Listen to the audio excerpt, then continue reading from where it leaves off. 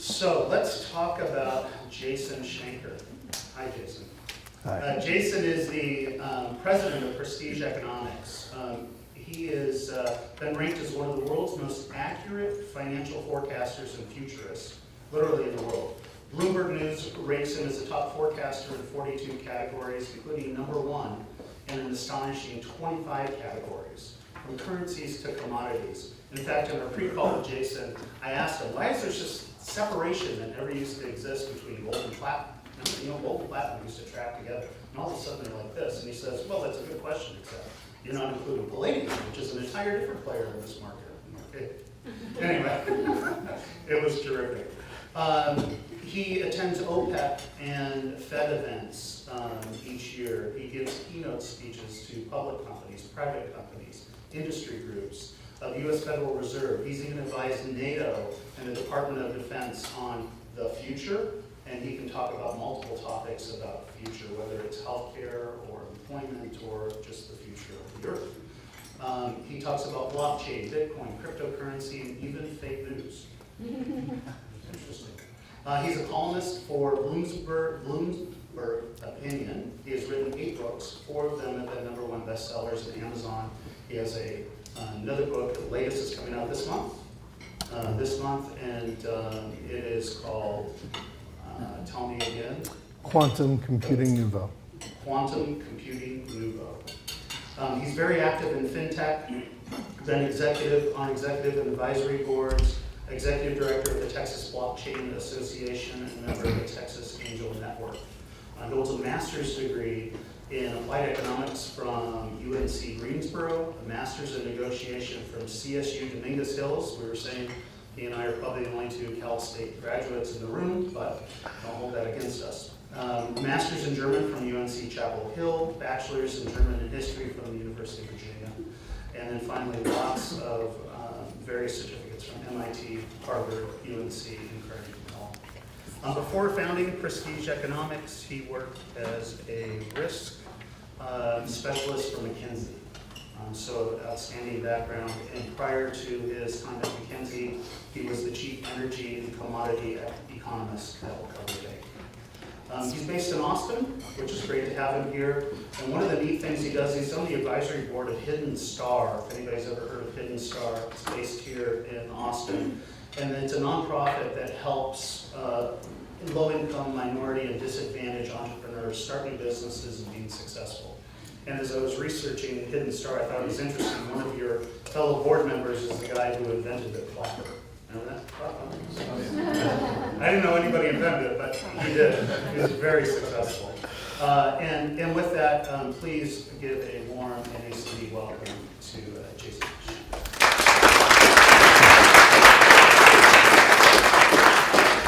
Thank you very much. It's a pleasure to be here today. I'm going to talk about a number of things related to blockchain, more about what it means to you than about the underlying technology. So I'm going to walk through the deck. We're going to cover a few things, just switching over the file now. But the first thing, if we could go back to, perfect. And I don't know, we're getting some interference. Maybe that's better. There we go. So, a few things I want to talk about that, maybe I should do this without the mic. Like a really big echo.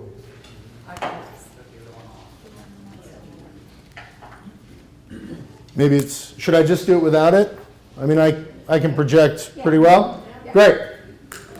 So, let's talk about the promise of blockchain, hope and hype. So there's a copy of the book outside, and thank you very much to the sponsors. There's copies for everyone out there. Sometimes when I give talks, I'm told I can only show 1 slide, and I have to kind of talk for an hour. And that's pretty much how I generally try to pick the cover of my books. Fortunately, there's more than 1 slide in this deck. But if we had to talk for an hour about blockchain and its implications of what it might mean on a real-world application basis, I'd probably spend an hour talking about the cover. And the reason is there's a couple different things here. So the first is you see stuff's kind of on fire here. This is the Library of Alexandria. And this highlights what I think is probably one of the biggest promises of blockchain, which is a reduction in central point of failure risk, right? So Library of Alexandria, a great store of knowledge in the ancient world. Caesar invades as part of the Alexandrian Wars. Some stuff catches fire, and probably about 500,000 rolls of papyrus burn. Everything's gone, knowledge gone, poof, right? One of the biggest losses of institutional knowledge probably in history. On a relative basis, the biggest. Problem is that as the Ptolemaic pharaohs were gathering all the information, they collected everything they could. And so everything was in one spot. Now, blockchain reduces what's called central point of failure risk because it's really good for a distributed network, right? Aside from the cryptocurrency side, which I'll talk about for a brief few minutes here, there's also the application of its use as a database technology, right? As a way of sharing information across entities. Right now, most organizations, if you're engaging in transactions, you probably have all of your information in one central place, and that presents central point of failure risk. This is similar to the notion of a single point of failure, right? If we think about a single point of failure, which many people may be familiar with, this is like if you have a power grid, and if the transformer on your corner goes out, the entire grid goes down. There's weakness at a single point. Same thing's true with the internet, right? If one node goes down, the whole system fails. A central point of failure risk is like that, but the failure risk exists because everything is in one spot. So that's part of the blockchain component. That's one of the biggest risks. We'll talk about the flip side of that and why cryptocurrency is blockchain the thing that saves institutional knowledge? Is it the thing that burns civilization down? Or is there also a limitation to it, which is kind of alluded to by the chains that frame the image, which are ones and zeros, which are binary code, which is an allusion to the impact that quantum computing could have on blockchain and all encryption moving forward. So I'll talk about that a little bit later in the deck, but let's start with the blockchain basics, right? I'm sure many of you have seen this. There's kind of three parts to it. Blockchain takes individual transactions or records. They're collected as part of a block. They are processed as a block, and they go on the chain. The technology behind this, there's a cryptographic matching of hash problems, and there's a competition to this, and there are redemptions and rewards for this. But the important part you need to know is there's a record. It's processed, it becomes part of a long chain. This chain is permanent, the chain is distributed. Works really well in a distributed network, which is like the network on the left. On the right-hand side is a non-distributed, a centralized network. This is the Library of Alexandria buying all the scrolls and papyrus of everything it can find in the ancient world, putting it all in one spot to burn. The one on the left is a distributed network where you may have parties or counterparties dispersed over various regions. And so when you have a distributed network, you don't necessarily need to go through one place in order to enact a transaction. It can increase the efficiency and the speed with which transactions can happen, and those are some of the positive benefits. In a network that's distributed, it's broken out into individual nodes. And so these nodes in the distributed network are where you can receive the ledger and can be parties that also put transactions on it or solve the hash problems. So that's the rough part of it.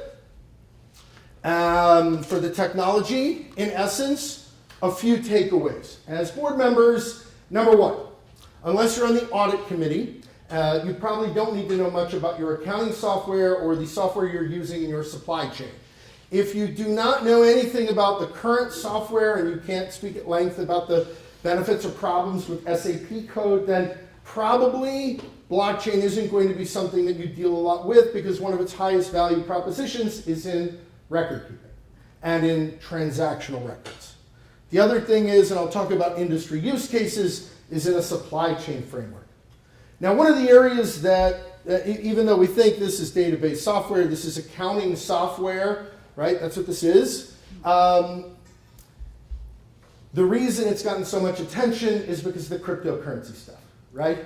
There's a phrase among folks in the crypto world, when moon, when Lambo, which was when you created a new currency when would it go to the moon? In other words, when would its value increase by 10,000% so that I could go buy a Lamborghini? When moon, when Lambo. And that's why it's gotten so much attention, because of the cryptocurrency side. So let me talk for a few minutes about the economic justifications for cryptocurrencies. There's a philosophical discussion about it. Let's talk about the argument, right? You could look at central bank balance sheets. What you've got here, we've got 4 examples. They all look similar because after the financial crisis, they all expanded greatly. The Bank of England, the European Central Bank, the Bank of Japan. You can see how the assets on their balance sheets has increased many-fold. And these are the ETF holdings of the Bank of Japan, because they've also been buying J-REITs and ETFs in the equity market. So there's a number of entities where on the Nikkei, the Bank of Japan is one of the biggest holders of shares. So this is part of the argument. You go, well, the Western financial system, you've got some issues. Central banks are doing this kind of stuff. They're printing money, they're buying assets. It's weird. You look at the Fed, same story. The Fed is up on the left, even though we are seeing now the reduction, the quantitative easing reduction now, the quantitative tapering, where you're seeing the reduction. It's been very minimal compared to the move from less than 100 trillion, or now we're at 4 trillion. So from 800 billion, we're now at close to 4.5 trillion for the Fed's balance sheet. And on the right, you have the national debt, which right now is around 21.2 trillion. So if you were, politically inclined and you were libertarian, you drew on Austrian economics, right? Hayek wrote a piece about token currencies back in the 70s, lauding the fact that token currencies could be much more useful and reliable than what you get from central banks, because throughout all of human history, there's always been a move to devalue currencies. And, plus ça change, plus c'est la même chose, right? It's always been, it'll always be. So you can always count on central banks to devalue their currencies. That's what we're going to see. And look at the debt situation. Of course, he was writing just as Bretton Woods, the sun was setting on that in the early 70s. But the story could be told now, and you go look at the financial crisis, look at the central bank balance sheets, look at the national debts. And we're not even talking about entitlements, right? Now, this is based on CBO data. This is from the Heritage Foundation, but it's based on all the CBO data that's out there. This is a few years old. And based on the calculations with the CBO data, if you look, 18.1% of GDP is what government revenues are. By the year 2030, that was estimated to be equal to only entitlements and interest on the debt. No military, no IRS, thank goodness no IRS, but no anything else either, right? So this is a huge problem. And by the way, this is before interest rates went up and before we've seen a continued acceleration in the debt. So this poses an issue. So is there an economic argument why it works? Well, yeah, there is. Is there a reason to be skeptical about fiat currencies? Could there be problems? I mean, stuff doesn't look great. However, there are huge problems with cryptocurrencies. Let me talk about sort of the first set of issues, and then we'll talk about the second set of issues. First set of issues is the transactions per second. So if we look at what this is a graph on the left this is transactions per second. You've got Visa, which can process 24,000 transactions a second, and Bitcoin, which can process 7. This isn't going to necessarily go up in speed because, as I mentioned, the blockchain keeps a permanent record of things. So over time, it gets bigger. Right now, it's between 125 and 150 gigabytes. Depending on your internet connection and the power of your computer, this might take you a day to download. This is a really big issue. And that's, you haven't even processed it, you just downloaded it. It's only going to get bigger because everything on the chain is permanent. As we move to the left, there's other cryptocurrencies, Ethereum, which is sort of like if we were thinking about Bitcoin and Ethereum as VHS and beta. In many ways, Bitcoin is probably the Betamax and Ethereum is VHS, in so much as they're allowing other coins to be built on their platform, and they're allowing for a permutation and proliferation of other kinds of coins that use their blockchain as the back end. But then you've got other ones that are still pretty low. Ripple is 1,500 transactions a second.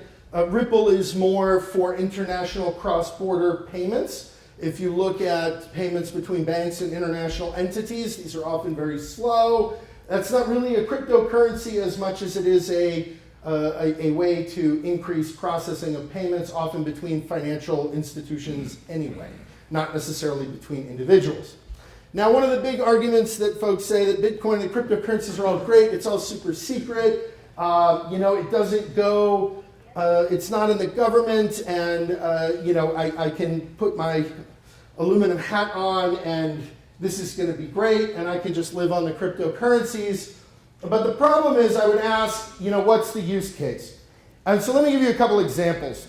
So here I ask the question, is Bitcoin too Bohemian for Bohemia? There's actually a picture I took this summer in Prague. I was on vacation. This is an absinthe bar. And there's a little icon here that indicates they take Bitcoin. Now, if you've been to Prague recently, what you'll know is that if you don't have change, you can't use a bathroom anywhere, right? If you don't have cash, you can't buy water, right? You still need to pay for cash for all kinds of things, but at the absinthe bar, you could use your Bitcoin. This indicates, I think, that this is still very much sort of a fad kind of thing, as opposed to something that's really useful, right? And I would also point out that this is not exactly new technology. Earlier, before we started, someone asked me, I'd love to know where this came from. So this is a technology's dominance in the marketplace that coincides with the very first Bitcoin transaction in the first quarter of 2009. Do you know what technology this is that was at its dominance in terms of market share in Q109? BlackBerry. This is BlackBerry era tech. It's also designed, and if you say, well, what's this like? Well, you're pushing out things to a distributed network. And that sort of push technology was first seen for email and other things with BlackBerry. So this is push technology for financial transactions. BlackBerry era accounting software. That's what it generally is. Now, the reason there's so much hype about it is partially drawn on the economic arguments you talked about, but let me talk a little bit about some of the bad actors in crypto. So let me first say, and I think we're all very much aware, that the proliferation of hype locusts has increased, right? A news story hits, everyone swarms, investment dollars swarm, and you end up with pump and dump action. This isn't just trading technicals like a chartered market technician discussion would be around, oh, you broke the head and shoulders on a trading chart. This is Bitcoin's price. This is what is Bitcoin on a Google search. They match up pretty close. If we were to, right, this is a real thing, right? This is part of the deal. The other thing I'd point out is that a lot of institutional investors, folks who, pension funds, investment funds, hedge funds, private equity, have been increasingly investing in research that is based on social media activity and media activity in general. So if you end up with a spiral of activity, this creates a buy signal. That buy signal also gets reinforced by trading technicals, and now you get a massive surge. Also, as there was lack of regulatory clarity, folks became quite excited at the prospect that you could raise money just on an idea. This is like crowdfunding on crack. And so this is the process. This is the established ICO roadmap. An ICO stands for an initial coin offering, like an IPO, but you're giving people digital Disney dollars, which we'll talk about in a minute, for a Disney World that hasn't been built yet. So you have an idea. It's kind of like a digital Groupon, but you have an idea. There's research. You write a white paper. You launch your ICO. When Moon, when Lambo. Right? When am I going to be able to cash this in? Now, some of these are based on real ideas and real businesses. Many of them are not. There's been a massive crackdown on regulatory in the last 12 months on this. I'm happy to say the Texas State Securities Board has been one of the most aggressive in cracking down on this. But you've also seen criminal charges from the FBI and elsewhere. So the ICO roadmap, this is sort of incomplete. This is actually the rest of the roadmap, where after you're launched, then there's like SEC subpoenas, prosecution, trial, conviction, and prison, right? That's what the roadmap's going to look like for some folks. And it's kind of a joke, and it's kind of not. Right? So this is a real problem because you have there are some tokens that were created out of nothing that I can't say the name of in polite company. Right? If you Google any like the worst thing you're thinking, there's a token for it with a multi-million-dollar valuation. Yes. So that's just something to keep in mind. To get back to the digital Disney dollar concept, I'm sure, maybe in the 1990s and 80s, you went to Disney World and they printed these dollars, right? And you went in, you gave them a real dollar, and they'd give you a dollar with Mickey Mouse or Donald Duck or whatever. And the only place you could spend it would be Disney, right? A store, Disney World, or Disneyland, or something like this. And this is a similar concept with some of these ICOs, which were utility tokens to try to circumvent some of the regulatory questions. So that means you're creating these tokens that I could use at your future company in the event it builds something that requires tokens. Now, it may never build it, and we might just create a market in these tokens, but that's the idea. Like I say, a digital Groupon for something that does a store that does not exist. That's what this is. And it created a bubble. And this bubble also, and the number of ICOs also coincided. If I were to show you graphically, not just what is Bitcoin or the price of Bitcoin, but the number of ICOs also coincides with the price of Bitcoin. Additionally, another bad actor issue is that cryptocurrencies have been subject to significant theft. Exchanges have been hacked. Phishings in 2017, $115 million lost from phishing. That's sort of emails that are coming after you. Exploitation of software and storage, 103 million. Hacked 7.4 million, and over 4,000 Ponzi schemes in 2017 alone. So this isn't great, and this is one of the problems around it. But that's only level one. I think most people know this is going on, right? You get the ransomware, and they want you to pay in Bitcoin, and this kind of thing can happen. But there's a second level of bad actors. And what I'm going to share with you, I first shared at the end of last year in a discussion I had with NATO and the Department of Defense, and have since had with other governmental entities.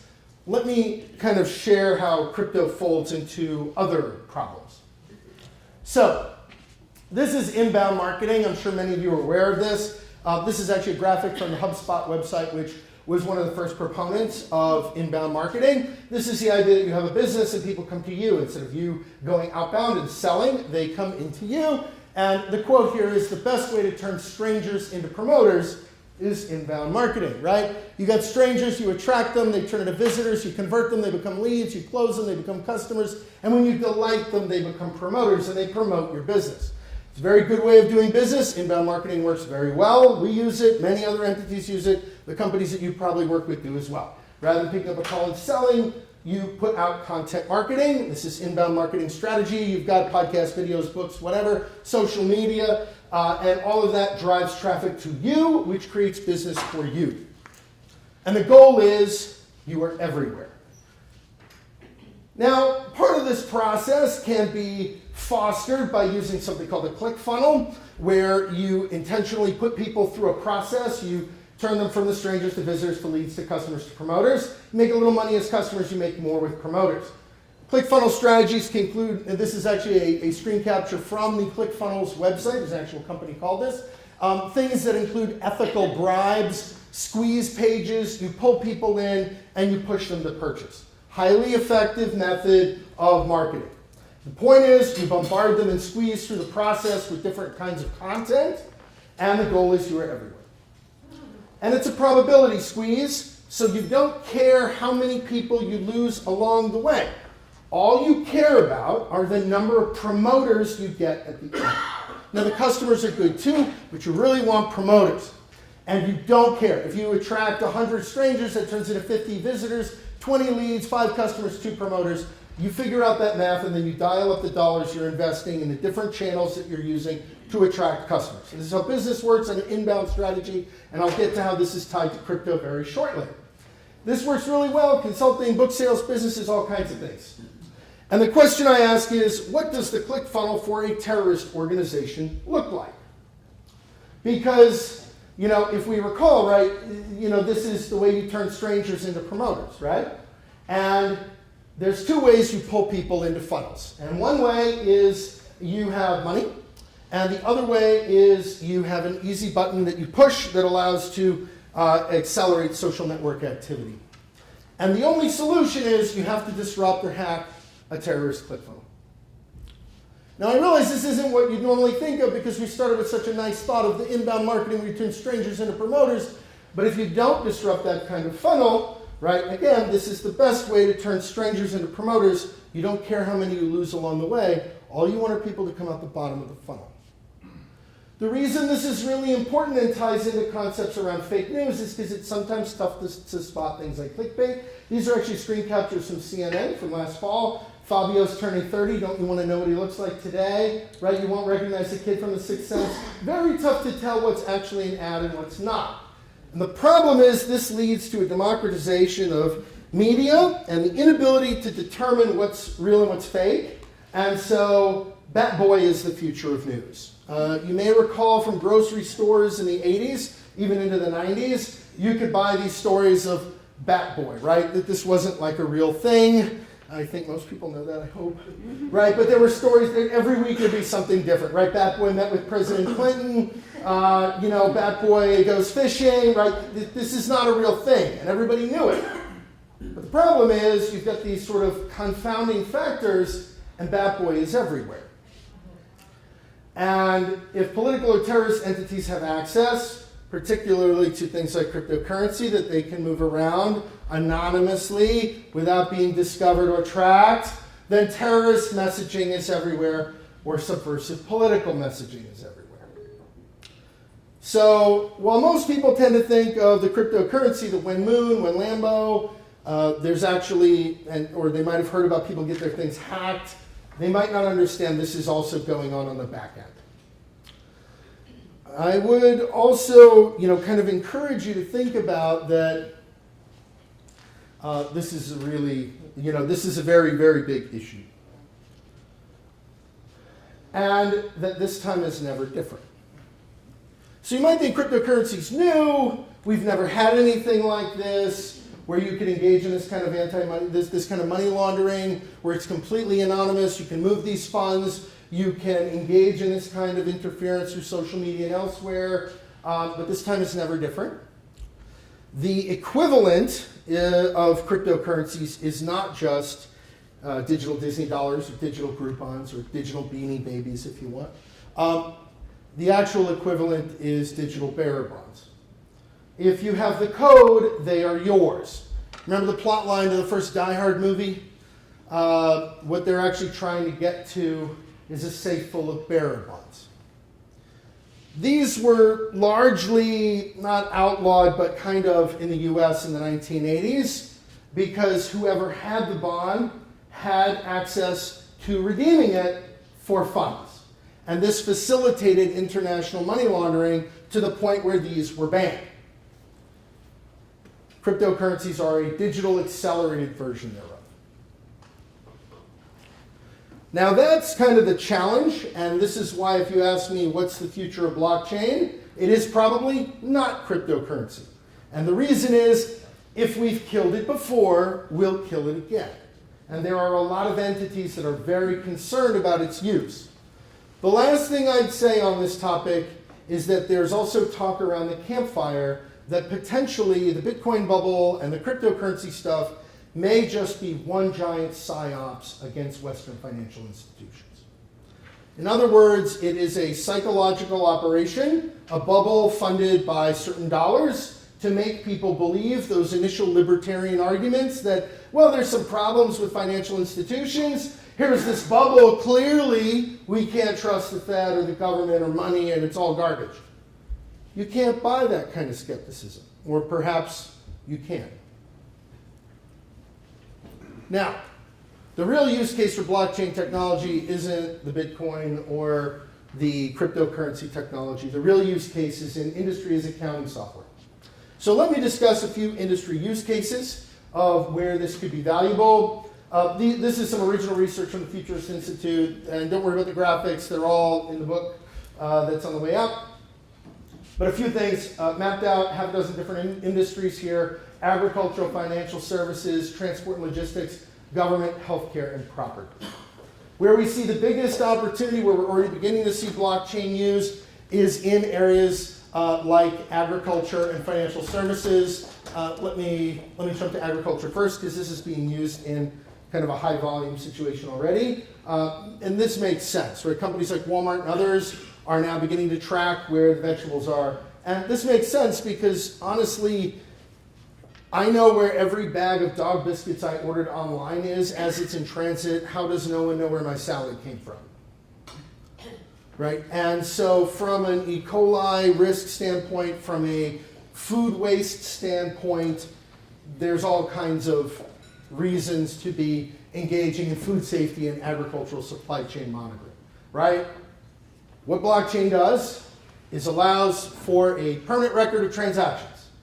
What it does not do is guarantee that anyone participating in the transaction is behaving in an ethical fashion.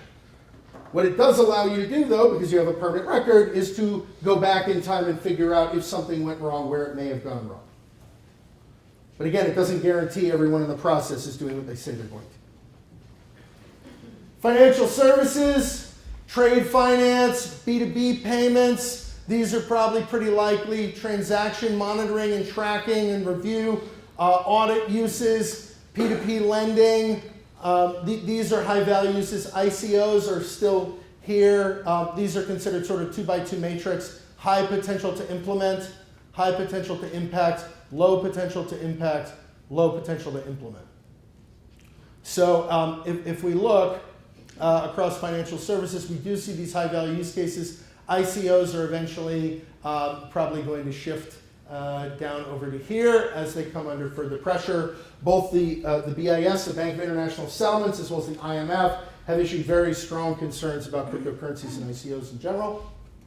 Agriculture is high up on the right.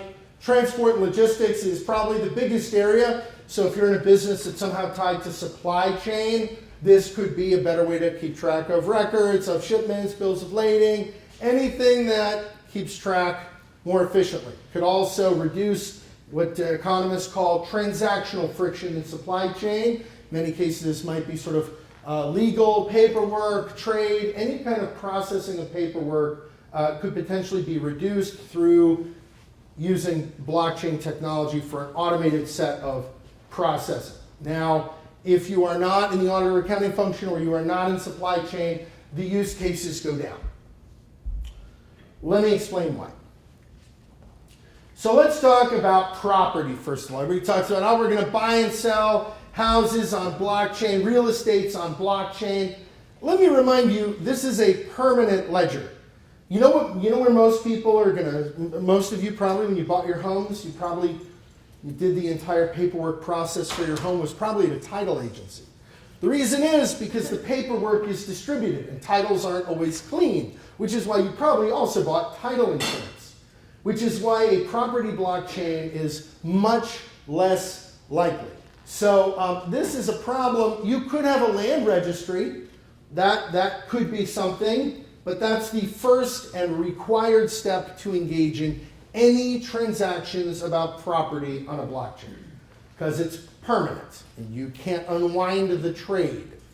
This also is something to consider when it's different if you have companies moving large cargoes of dry bulk or auto parts or something else, and they're doing regular shipments, transactions all the time.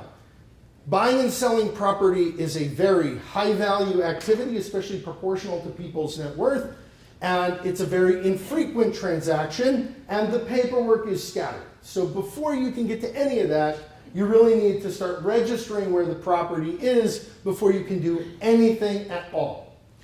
The other thing that's kind of a low to mid potential thing is leasing. Sure, you could have blockchain leases, but maybe using DocuSign is good enough. It's not necessarily going to give you any benefit to put it on a blockchain. You don't have to use the more complicated solution that has bloat, can't be amended, it's permanent. You don't always need a blockchain to solve the problem you're trying to solve. You can, but, look, in my business, I do forecasting. Excel doesn't do it for me. And I analyze different kinds of statistical software packages when I was making the decision. I looked at SAS, I looked at Stata, I looked at MATLAB, and SAS and Stata were kind of the two that I came down to. SAS is 10 times more powerful than Stata. It's also 10 times more expensive. And Stata was much more powerful than even I would need for the analysis that I generally do. So why would I go with the more expensive, more intense, more powerful option that I don't need at all? And that's important to also think about blockchain. Because people are still caught up, the hype locusts are still swarming about the when Moon, when Lambo, 10,000% returns, this is going to be everywhere. And there's a lot of lip service paid to it. But the truth is, in many use cases, it doesn't make sense. You're not going to have specialized programming or costs, and if you can never unwind it, it becomes a really big problem. Another area where we see overstating, now in government use, there's some areas where it's going to be probably quite valuable. Government procurement, government spending, tax payments, government audits, that's very good. You want to have better records, you want permanent records, you want to know how money is going in and out. This is going to be very helpful for a yellow book audit. Perfect, wonderful. You know what you're not going to have?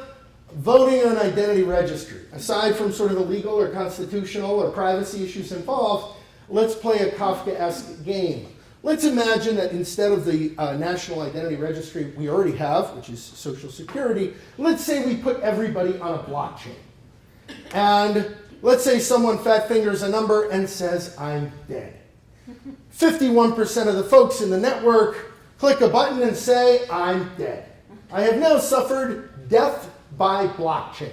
It's a permanent ledger. I wake up tomorrow, my phone doesn't work, my property's been transferred, my bank accounts are drained, my credit cards are all canceled. I don't exist. And it's digital. It's not like there's anyone I can call or any kind of process. It's permanent. They can't create a new transaction, a new record on another chain that says I'm now a baby and I'm born again into the system. I'm dead. It's done. It doesn't make any sense. You already have Social Security. The record keeping already works. It's done. And by the way, if you're accidentally declared dead, that's already complicated enough. But there's no process here for getting out of that. Healthcare, again, where is this going to be used in healthcare? Pharmaceutical supply chain. Yeah, I want to know where my drugs came from, that these are the right drugs. There should be a record of that. That sounds probably proper. Also payments. Yep, it's sort of an accounting thing. That sounds right. Healthcare records and identity, like there could be some reason there, but I don't think that's an early adoption. But things like clinical trials, probably not, right? You're looking at a small number of people in a clinical trial, data shared between a few number of people. You can probably keep that in an Excel spreadsheet and it will be sufficient. You don't need the clinical trial data locked in a blockchain. Doesn't make sense. And by the way, along those lines, I would highlight one other risk that most people don't think of. And it was actually, I did the NHC, the cybersecurity certificate, which I thought was great. And one of the big takeaways that I took from it was the concept of attack surface, right? So let's discuss this for a second. When you have a central data, you have a central point where all the data is kept, all decisions are made, all financial transactions happen. If the data gets out there, you know it probably came from a handful of computers or a certain number of limited people who have access in a certain room, right? Those are the finance guys, the finance data lake, did somebody in there. What happens when all the data is now distributed across the entire network? Well, now your attack surface from a cybersecurity standpoint has greatly increased. There's a lot more places you can attack, there's a lot more places data could leak, and it could be a much bigger problem to track down where the issue came from. So that's also a trade-off, not just the bloat or the cost to process or the energy consumption, which for Bitcoin already exceeds, I think, the the annual energy consumption of the entire country of Switzerland. But you've got other problems. Now, technology is, as is often discussed here at NACD, a going concern issue. It's part of the reason I founded the Futurist Institute. We have a number of courses on different topics of technology, future finance, future data. Our next course coming is on quantum computing. It'll be out next week, which is also coinciding with the release of my next book, Quantum Computing Nouveau, which brings me to the last point about blockchain. So folks look at this as a panacea of cybersecurity, of cryptography. It'll never be broken. But we're 5 years or so away from quantum computing, and once that happens, this stuff could be cracked open like an eggshell. This time is never different, which is why I said computing nouveau. It's a new kind of computing.